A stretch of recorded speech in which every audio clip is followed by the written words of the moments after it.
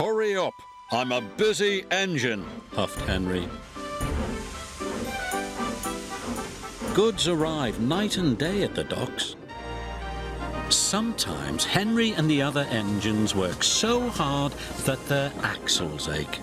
The Fat Controller brought in a new engine to help with the heavy workload. He was long and had 10 drive wheels. He looked very strong. This is Murdoch. He's going to be pulling freight on the main line. Ahoy, Murdoch! Shouted Salty. Welcome, Murdoch, called Harvey. You're the biggest engine I've ever seen, cried Thomas. You're a chatty lot, Murdoch said quietly. Soon Murdoch was coupled to a long line of heavy trucks. His boiler strained, his wheels started to turn, and the mighty engine chuffed away. Murdoch longed for some peace and quiet.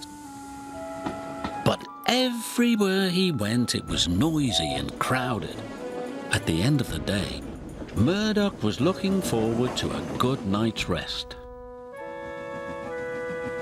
But Salty and Harvey were full of questions.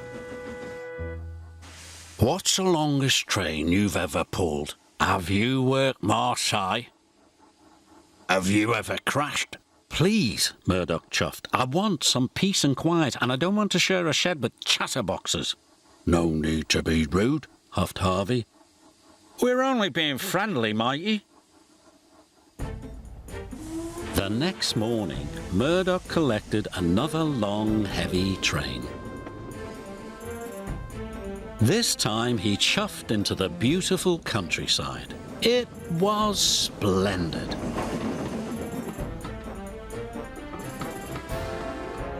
At last he had some peace and quiet.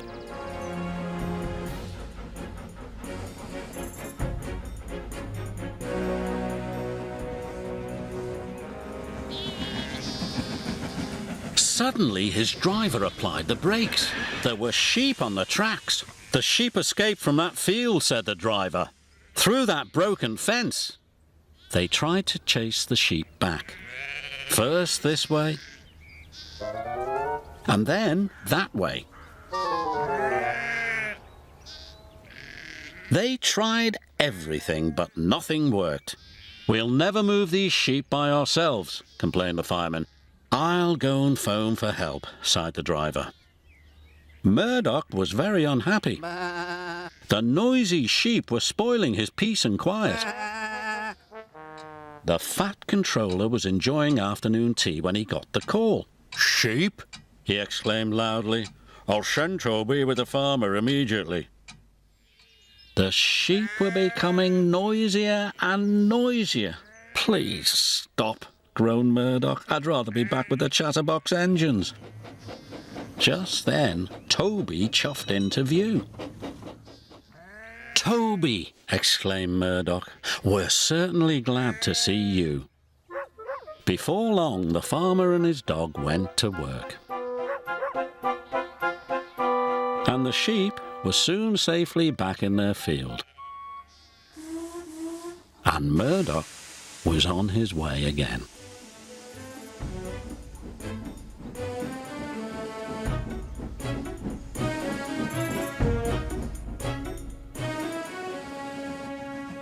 That evening, Murdoch parked between Harvey and Salty, but Murdoch spoke first. I'm sorry that I was cross, he chuffed. I'm very pleased to share a shed with you. And we're pleased to have your company, said Harvey. Aye, we are, added Salty. It reminds me of a story.